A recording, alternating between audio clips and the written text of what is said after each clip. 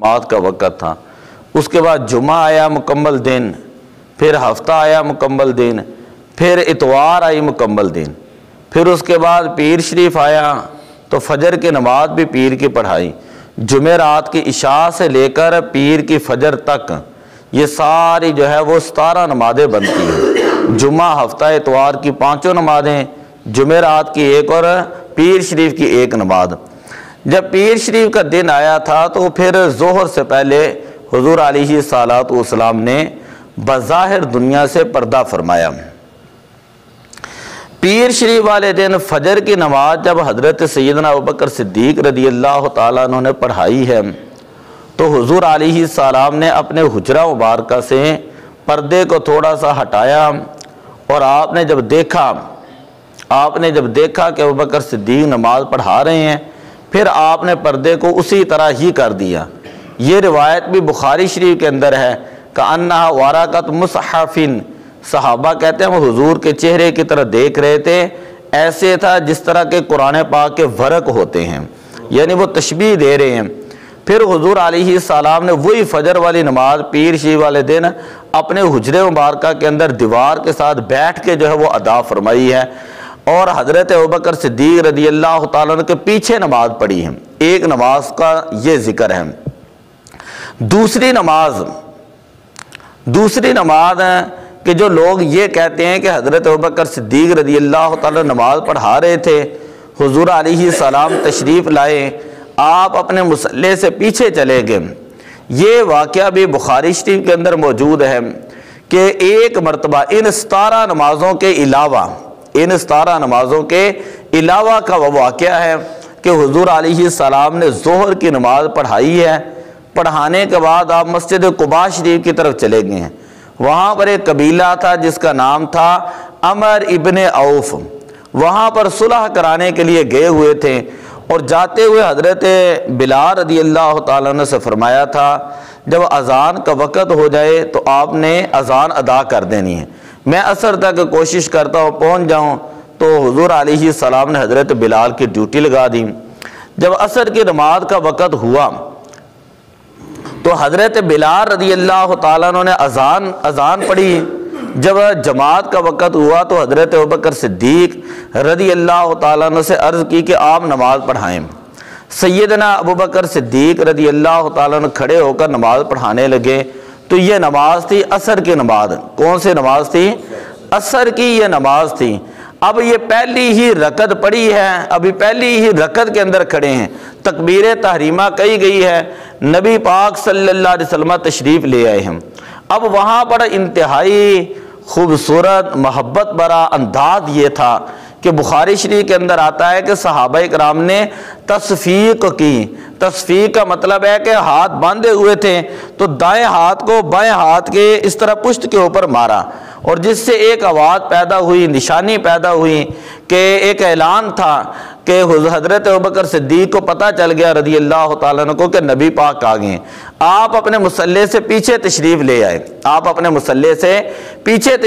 آئے، اور پھر حضور علیہ الصلوۃ والسلام نے آگے بڑھ کر عصر کی نماز پڑھائی تھی۔ یہ واقعہ موجود ہے کہ وہی عصر کی نماز تھی جب حضرت ابوبکر صدیق رضی اللہ تعالیٰ پیچھے آئے، حضور علیہ الصلوۃ والسلام نے عصر کی نماز پڑھائی۔ تو اس کو کہا جاتا ہے انتقال نماز۔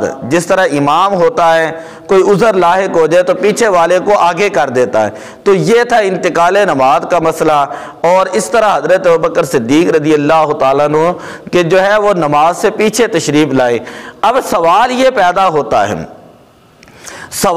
پیدا ہوتا ہے کہ اگر قبلہ سے سینہ پھر جائے، قبلے سے چہرہ پھر جائے تو نماز جو ہے وہ ٹوٹ جاتی ہے۔ جس وقت پیر شریف کو حضور علیہ السلام نے پردہ جو ہے وہ اس طرح کیا تھا، تھوڑا سا ہٹایا، اور ابوبکر صدیق رضی اللہ تعالیٰ عنہ کو دیکھا کہ آیا وہ نماز پڑھا رہے ہیں یا نہیں نماز پڑھا رہے، یا کیسے نماز پڑھا رہے ہیں، تو حضرت ابوبکر صدیق اور صحابہ کرام کے چہرے جو ہے وہ حضرت نبی پاک کے حجرے شریف کی طرف جو وہ چل گئے، یعنی وہاں پر متوجہ ہو گئے۔ تو سوال یہ ہے کہ کیا صحابہ کرام کی نماز کیوں نہیں ٹوٹی؟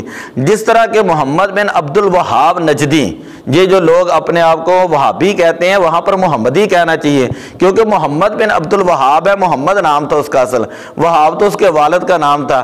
یہ اسی کا فتویٰ دیا تھا کہ 1995 کے اندر جو ہے جنت البقیع شریف جو ہے اس میں صحابہ کرام کے مزارات کو جو ہے وہ شہید کر دیا گیا تھا، وگرنہ اس سے پہلے ترکوں کے اندر اور صدیوں سے حضرت ابوبکر صدیق، حضرت عائشہ صدیقہ اور حضرت خدیجہ الکبریٰ، حضرت امام جعفر، حضرت امام صادق، حضرت امام زین العابدین، حضرت سیدہ فاطمہ الزہرا رضی اللہ تعالیٰ عنہ، حضرت عثمان غنی رضی اللہ تعالیٰ عنہ، ان کے بڑے بڑے مزارات تھے اور گنبد وہاں پر بنے ہوئے تھے انتہائی خوبصورت۔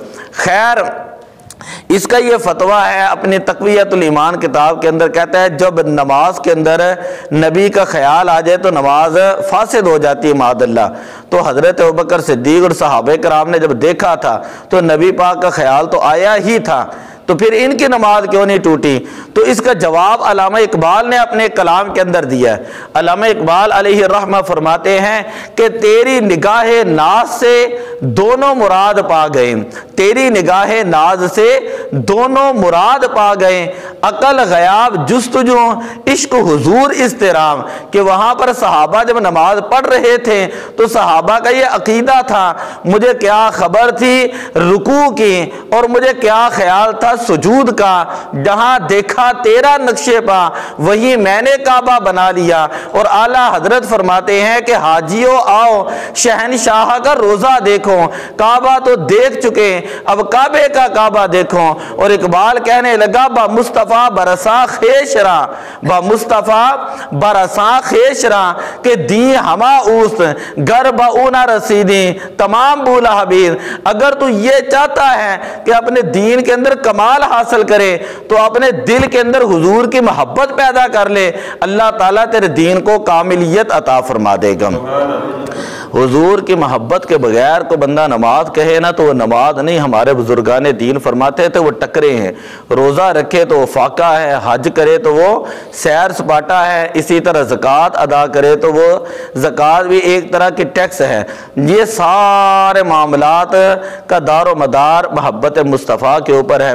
حضرت سیدنا ابوبکر عمر فاروق آخری بات میں کرنے لگا، آپ خانہ کعبہ شریف کا طواف کر رہے تھے، یہ حدیث پاک میں نے پڑھائی ہے ابو داؤد شریف کے اندر، یہ حدیث پاک میں نے سبقاً جو ہے یہ پڑھائی ہے۔ تو جب آپ طواف کر رہے تھے تو جب آپ حجر اسود کے پاس تشریف لے کر گئے تو آپ نے مخاطب ہو کر فرمایا انکا حجرٌ، تو پتھر ہے، عام پتھروں کی طرح تو پتھر ہے، انکا لا تضر ولا تنفع، نہ تو نفع دے سکتا ہے نہ کوئی نقصان دے سکتا ہے، کہ عمر آج تجھے اس لیے بوسہ دے رہا ہے کہ اللہ کے پیارے نبی صلی اللہ علیہ وسلم نے تجھے بوسہ دیا ہوا ہے، اگر اللہ کے نبی تجھے بوسہ نہ دیتے تو کبھی بھی عمر جو ہے وہ تجھے بوسہ نہ دیتا۔ گویا صحابہ کرام بھی حضور علیہ السلام کا ادب کیا، عبادت تو انہوں نے کرنی ہی ہوتی تھی لیکن عبادت سے پہلے جو ہے وہ حضور علیہ السلام کے تعظیم اور محبت کی بھی نیت فرما لیا کرتے تھے۔ یہ مطلب ہے ساری چیزوں کا۔ دعا اللہ تعالیٰ عمل کی توفیق عطا فرمائے۔ الصلاۃ